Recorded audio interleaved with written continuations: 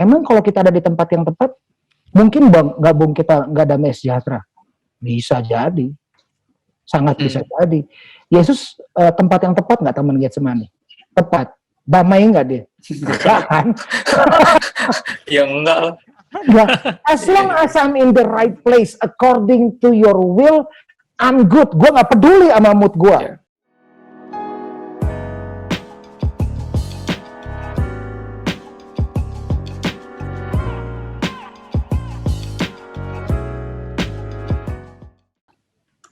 Ya, Oke. lagi direkam. Kita mau bahas tentang ada yang ngepost waktu itu di Instagram.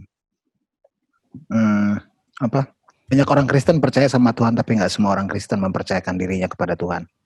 Which is itu very interesting, cuma padu-padan kata gitu aja. Percaya sama Tuhan percaya, tapi mempercayakan diri sama Tuhan is a whole different level, a whole different thing.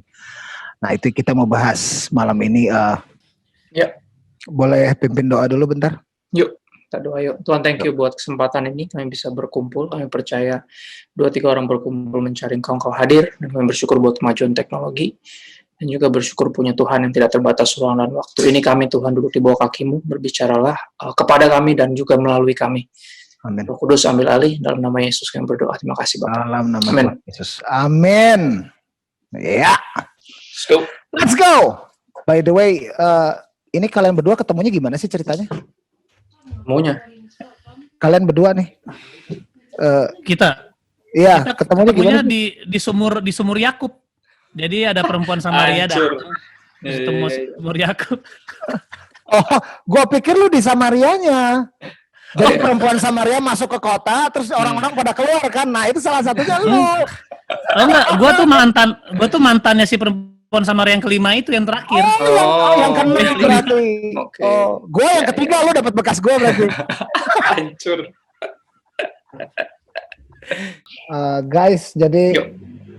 kita lagi berbicara dengan dua orang yang Tuhan tempelin hatinya Tuhan ke mereka. Jadi dua orang ini menurut gua waktu Tuhan taruh hatinya Tuhan ke mereka, mereka lagi nggak punya pilihan lain. So kita yang lagi ngomong di sini tuh ya nggak punya pilihan lain, memang nggak ada plan B. Kita hanya punya plannya Tuhan aja. Kita nggak bisa kemana-mana, nggak bisa lari. No other choice, ya hanya Tuhan aja. Itu jelas melalui berbagai macam proses sampai ke titik di mana kita nggak percaya sama Tuhan. Ya. Gitu. Dan gue percaya kalau gue pernah dengar ceritanya lo, Bung, gue pernah dengar ceritanya Bapak Tidar juga. Kalau Tuhan ambil kita waktu kita nggak ada pilihan, dan nggak semua orang bisa tahan. Gue agak-agak jealous sama yang mantan DJ yang ganteng ini, karena kalau dia tidak melewati proses itu, dia gue nggak yakin dia ada nyampe sini, Bung. Nggak semua orang bisa tahan dan bisa ada di tempat itu gitu. He supposed to be like in jail or something, atau udah in jail itu minimum buat gue. Dia bisa kena resiko overdose, dia bisa kena resiko dia jadi gay, dia bisa dia macam-macam. Tapi dia ada di sini sekarang karena Tuhan punya rencana, dan waktu itu ya udah dia ambil sama Tuhan, nggak ada pilihan. Nah, proses-proses itu kan berbeda buat tiap orang. Yeah. Nah, ketika kita ada di posisi ini, kita bisa dengan gampangnya ngomong I got no plan, so mempercayakan diri sama Tuhan jelas lebih mudah karena tempaannya yang nggak sembarangan.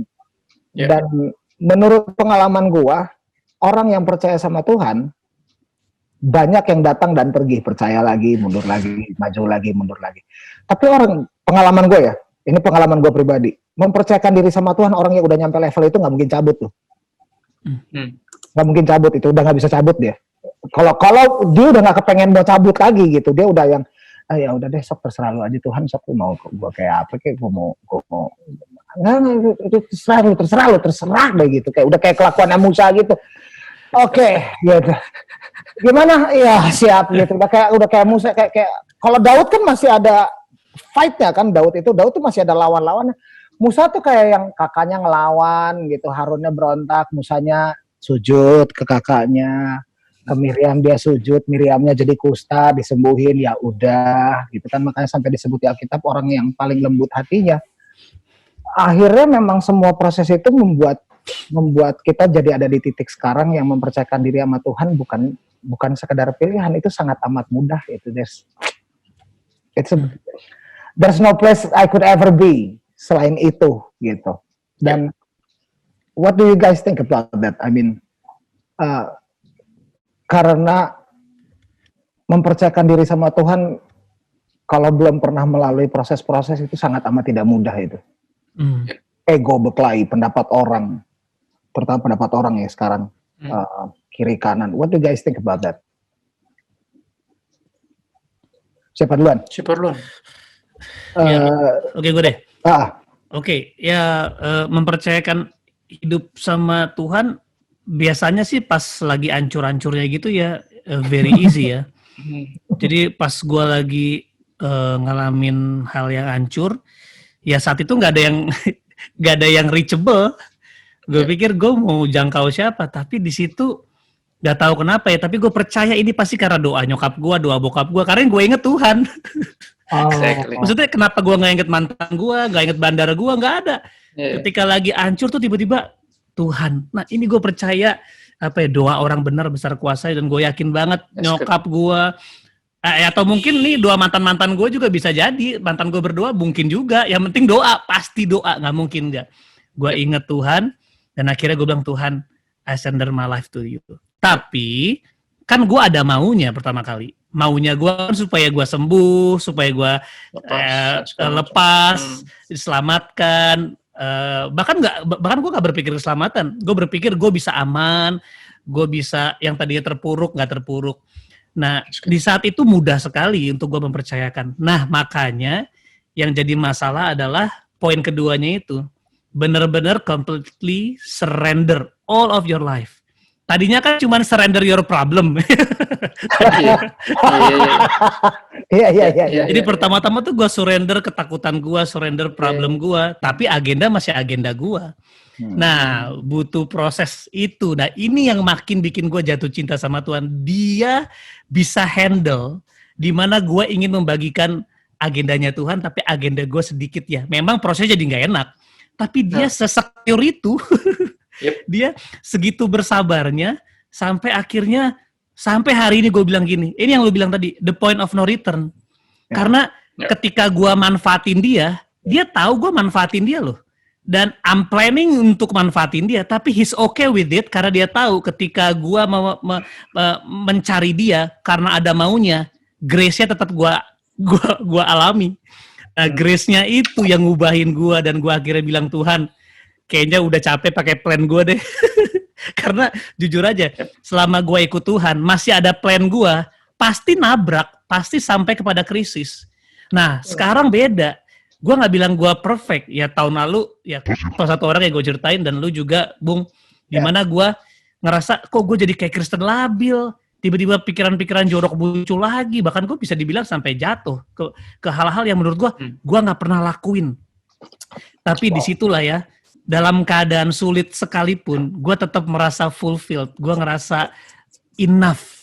Karena walaupun gue dalam proses ya depresi karena pelayanan, karena begitu-begitu, tapi ketika kita udah menyerahkan hidup kita sama dia, tetap jauh lebih baik dibandingkan kita masih setengah-setengah selain hidup sama dia ya. So I agree, ada proses. Dan prosesnya gue yakin gue juga belum selesai sampai hari ini. Untuk benar-benar, gue kan tadi ngomongnya gue serahin semua. Menurut gue kayaknya belum semuanya. Cuman lebih banyak dibandingin kemarin. Pasti, itu komitmen gue, Tuhan. Setiap hari gue mau lebih berkomitmen, Ya, buktinya gue belum berkomitmen sepenuhnya adalah ya tanya aja istri anak-anak gue. Cuman mereka yang tahu, gak ada lagi yang tahu dah. Exactly. Bung, gimana Bung? Ya, hampir sama sih menurut gue. Maksudnya gini, di tempat melalui proses gini, pada akhirnya gue ambil kesimpulan bahwa ikut Tuhan tuh jauh lebih enak. Karena gini, walaupun ada harganya, dan itu mahal, tapi lari dari dia lebih mahal harganya. Ya, kita udah pernah, soalnya kita coba pernah ambil jalan kita sendiri, rencana kita sendiri, dan ya tadi bilang karena kita disayang, semuanya mentok. Gue selalu bilang kalau lu masih kena batunya, berarti lu disayang. Kalau lu bisa get away with murder, hati-hati. Wow. Ngerti nggak maksudnya? Lu kalau mentok, lu ketika mau nakal, nabrak ini, nabrak itu, berarti tuh lu tuh bener-bener disayang sampai level dia nggak mau lepasin lu. Wow. Makanya lu kena batunya. Kalau lu nakal dan sampai sekarang nggak kenapa-napa, lu mesti nangis malam ini. Sujud dan Tuhan bilang sama Tuhan, Tuhan, gue anak haram atau anak lo kok? Gue didiamin aja ya. Gitu, ngerti nggak maksudnya?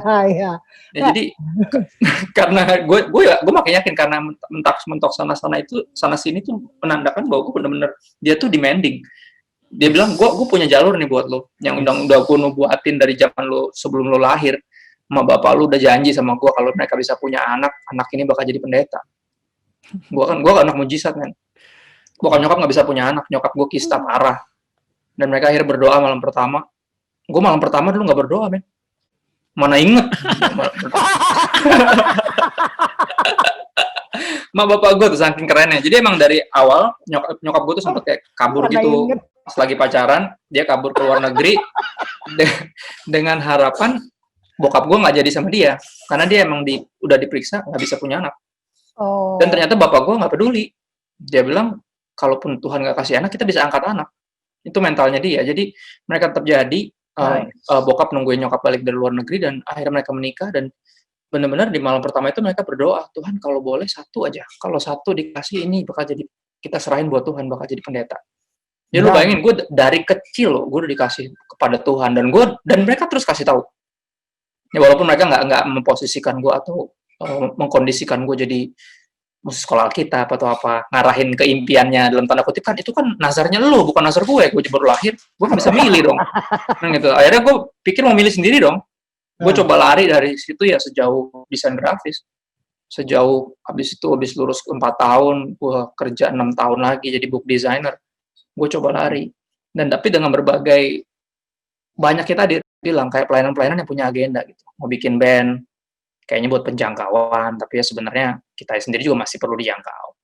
Ya kan, terus mau bikin clothing Kristen, padahal sendirinya belum Kristen. Ya kan?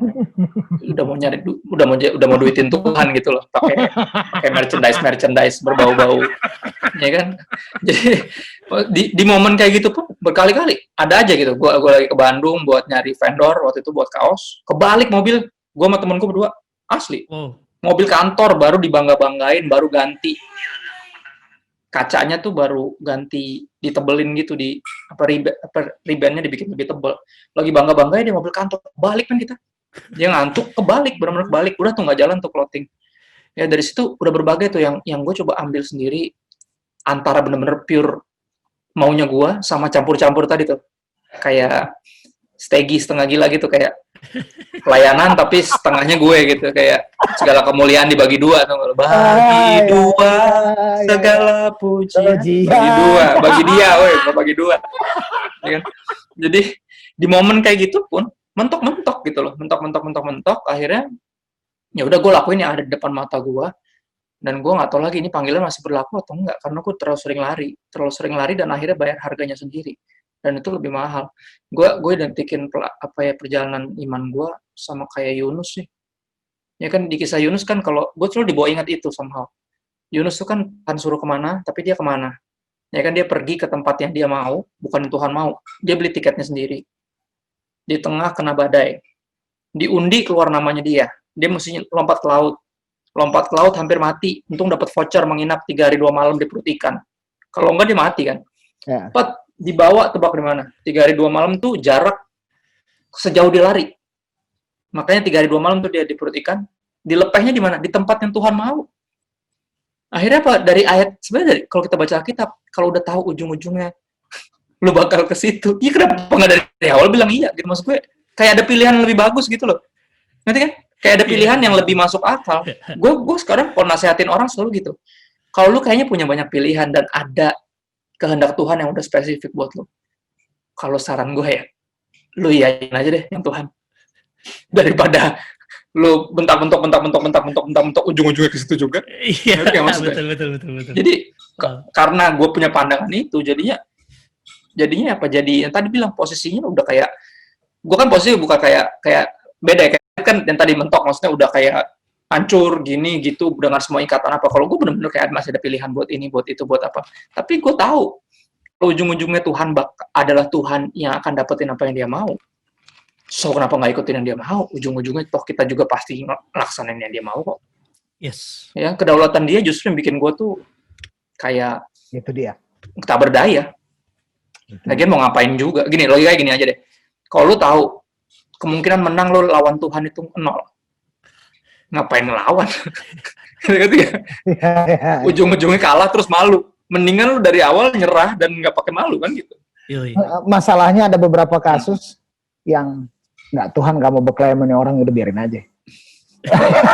Nah itu. Ya udah terserah lu. Waktu tadi sebelum lu gabung, Bung, apa kabar lu? Terus dia bilang dia susah tidur dan segala macam, banyak pikiran. And quite frankly, gue dalam 5 hari terakhir juga gue kayak susah tidur. Gue tidurnya kayak tidur anjing tuh nggak lo, yang tidur gampang bangun gitu loh. Tidur tapi sadar gitu, dan itu nggak nyampe 6 jam tidur per hari. Terus nggak tahu ada banyak pikiran apa, terus dia ngomong mikirin gitu besok gimana apa segala macam. Tahu-tahu nggak tahu dari mana kita lagi bahas ini, tapi itu kan jam 9 kan rencananya kan. Tahu-tahu gue ngomong nggak tahu dari mana, tahu-tahu gue ngomong ya kayak sebenarnya yang bikin kan di Yesaya 46 ayat 10 udah dibilang kan, keputusanku akan jadi, rancangan gua yang bakal gua jadi gitu. Iya. Jadi sebenarnya bukan rencana kita yang bakal jadi, enggak, itu rencana dia. Kalau kita bikin rencana terus jadi, itu ada dua kemungkinan. Satu, kemungkinan nabrak, align sama kehendaknya Tuhan, atau itu memang kehendak Tuhan ditaruh jadi kehendak lu. Betul. Itu. Iya. Nah, yang jadi problem tuh ini, kita bikin plan, terus the plan goes south, it goes totally. Terus baru di situ kita yang Tuhan tolong. Nah itu kan jadi kayak masih mending, masih buat gua daripada minta pertolongan mendingan Yunus gitu. Lu bayangin, nggak mending juga sih jadi Yunus. Lu bayangin dimuntahin ikan, lu pernah lihat, lu tahu ikan kan amisnya kayak apa? Lu tuh dia muntahin tuh, itu orang kayak apa tuh Yunus tuh? Terus dia masuk ke kota gitu, tobat lo, akan ditunggang balik, bau ikan juga, nurut deh mendingan dihidup nih dari laut. Pilihan antara dia bener apa dia gila ya kan? Dan nggak disebutin kan dia mandi dulu, dia nginep di rumahnya siapa, dia bersih-bersih, baru dia Nggak kenal evangelizing. siapa-siapa. Kalau dari awal iyain Tuhan kan pasti tiketnya dibayarin, penginapannya yang ngurus. Ya kan dari awal filmnya enggak sih, ribet jadinya kan. Itu di situ dibuktiin kedaulatan Tuhan ke Yunus. Dia udah tunjuk Yunus langsung gitu. Nah, waktu di perjanjian baru kita punya di Tuhan kasih ruang. I did my part gitu, dan kata Tuhan gitu, I did my part, now it's your turn. Now it's your turn, karena kalau gue pelajarin, gue mau share dikit, gue pelajarin di Alkitab, Tuhan tuh kan nggak ada yang dia angannya turun terus dari ujung-ujung jarinya keluar air dan bumi selama 40 hari ketutup air gitu. Enggak kan, Tuhan bisa kan bikin bahtera sebenarnya. Ya. Bisa, Tuhan bisa belah laut sendiri tanpa tangan Musa angkat tangan. Angkat. Tuhan bisa belah Goliat tanpa itu batu meluncur dari slingshotnya Daud. No, tapi He asks us for cooperate. Always. He works through us.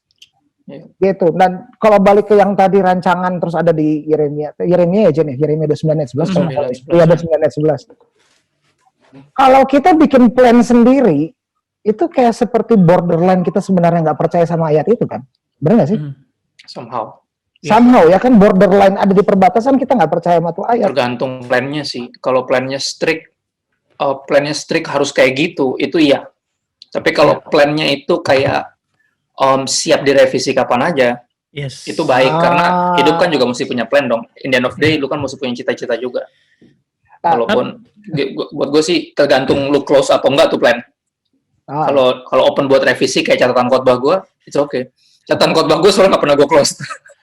Sampai mau khotbah aja masih gue open. Jadi nanti ada lagu apa? I feel you. Itu ngeditnya repot ya tadi ya. Waktu gue follow dia nih, dia sempat ngepost satu catatan khotbah lo. Lu tulis tangan gitu, terus ada yang lu pakai apa namanya stabilo orang gitu, ada orang lu begitu. Terus gue komen waktu dia zamannya masih sering balas komen, kan sekarang udah kagak nih DM sekarang kan. Waktu dia zamannya balas komen, gue cuma dia bakal balas gak ya gitu kan, superstar gitu mana. Terus gue balas, Bung, gimana kalau lu sering cantumin itu bahan? Karena waktu zaman gue waktu kecil, dari gue di salah satu denominasi yang agak-agak tradisional, saya nggak akan nyebut nama denominasi, inisialnya aja GPIB namanya. Nah, Lu sebut sama juga bohong. kan inisial kan, inisialnya kan itu. Waktu gue lihat khotbah tuh dia lihat, terus dia khotbah, dia lihat. Yang gue lihat dari kecil tuh gue pengen lihat apa yang lu lihat itu. Apa Gue sih pengen lihat itu yang disampaikan itu tuh gue pengen mau. Apa sih? Terus apalagi kalau kayak beberapa nama kayak Kowing kayak gitu, terus yang dia bilang, wah ini sebenarnya bahan masih banyak, tapi saya nggak ada waktu, jadi saya cepetin aja. Nah itu tuh gue pengen tahu bahannya, jadi terus gue balas sama dia gitu, gimana kalau lu cantumin gitu, sama dia nggak di-reply sampai sekarang.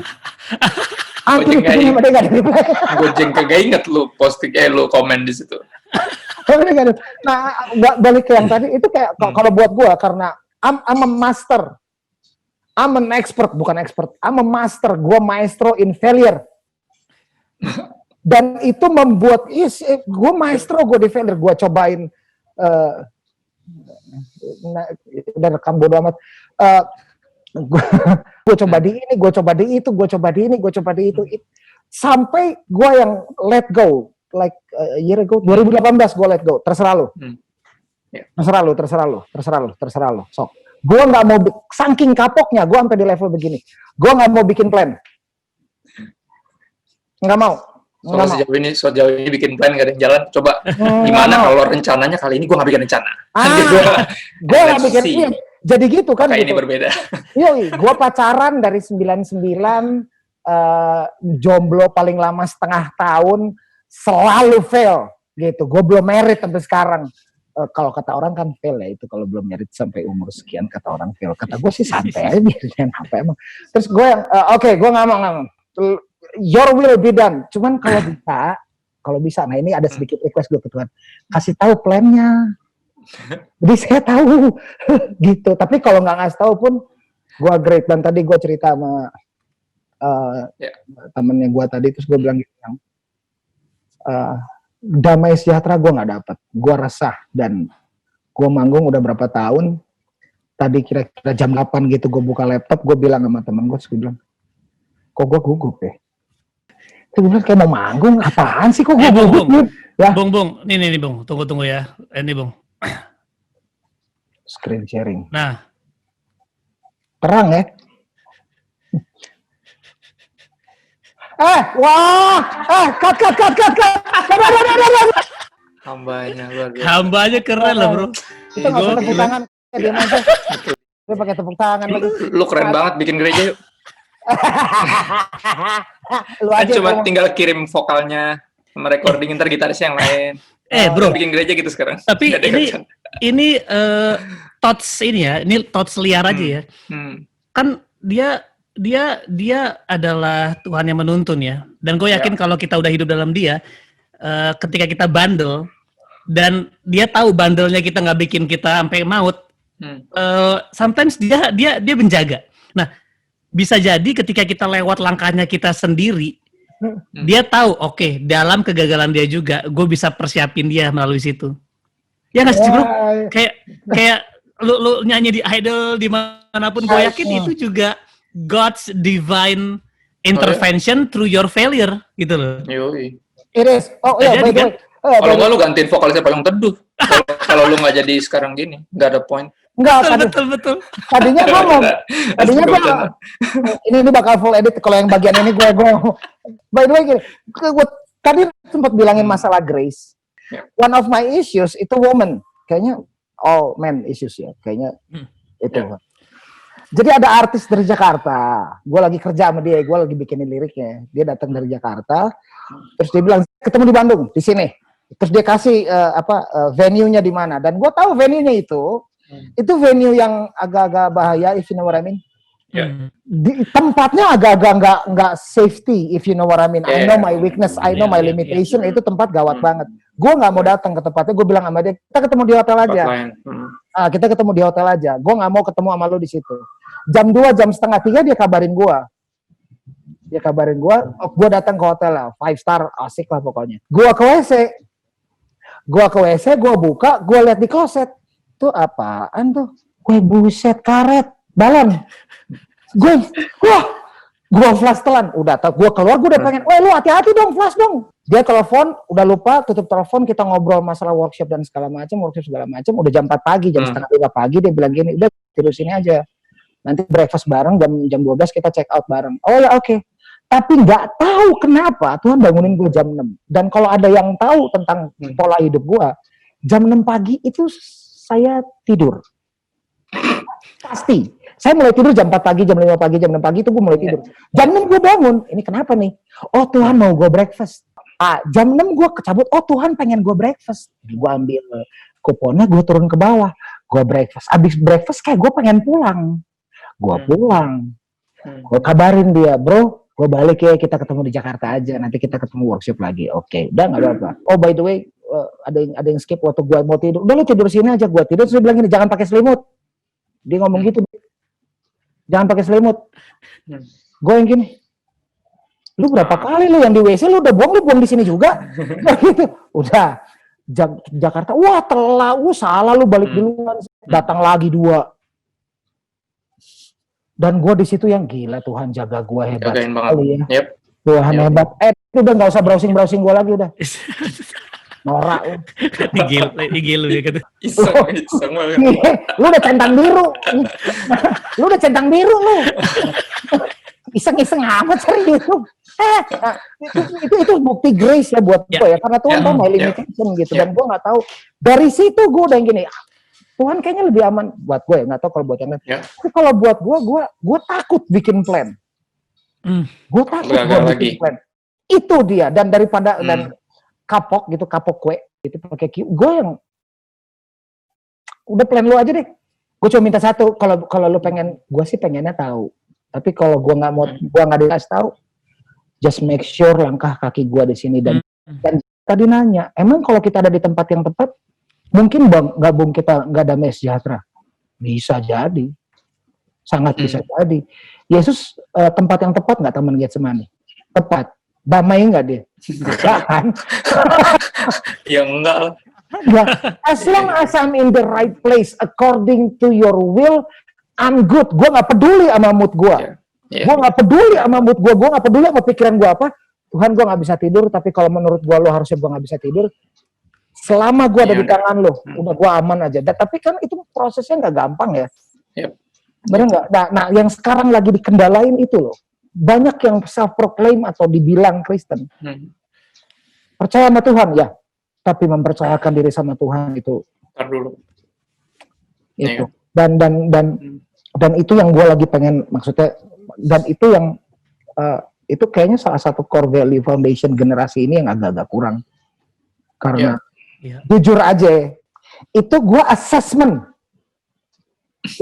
Gue lihat dia di Instagram, buset nih orang rupawan nih.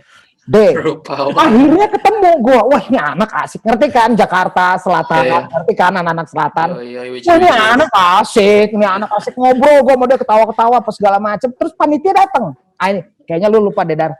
Tapi gue inget banget nih, panitia datang gini. Ada mau slide nggak? Yoi, dia bilang gini, ada mau slide nggak bang? Dia jawabnya gini, oh enggak, gue nggak ada bahan. Terus gue gini, ini seru nih, ini asik nih. Dia nggak siapin. Gue pengen tahu dia ngomong apa. Gue datang, gue duduk bangku kedua paling depan karena bangku paling depan kan. S1. Gue duduk di bangku kedua paling depan. Dan gue duduk, gue bilang gini, jujur aja gue bilang gini, mana coba? Nggak punya nyiapin bahan, coba kita lihat. Maksud gue gini, lu superstar nih. Superstar tends to fall kan, kasarnya gitu kan. Wah, gue pengen lihat nih anak sombong apa enggak. Tahu-tahu dia bilang begini dong. Teman-teman, percuma lu dengerin khotbah, lu dengerin apa dia ngomong itu, yang penting relationship sama Tuhan, itu doa pembukanya. Dan gue yang tadinya tutup mata angkat tangan, terus gue gini, hey, that's not him talking. Terus dia khotbah, terus bilang, gila lu teriak paling kenceng. Karena gini, gila itu Tuhan Yesus itu yang ngomong. Gue yakin banget. Gue bilang, wow, Tuhan goncang gua gitu loh. Lu gak bisa nilai orang kayak begitu doang. Ini anak gue juga, terus baru gue ngaku dosa gitu. Tadinya gue menilai lu agak-agak. Bro, tapi Ya. itu justru itulah skrip gua justru. Oh, Yoi. ya. Dan di pertemuan kedua baru dia ngomong, lu mesti ketemu. Terus kita sempat bahas kan, sometimes kita sebagai leader juga terlalu ngerti kan lu? Terlalu terkesannya jadi seperti kudus. Terlalu jaga-jaga.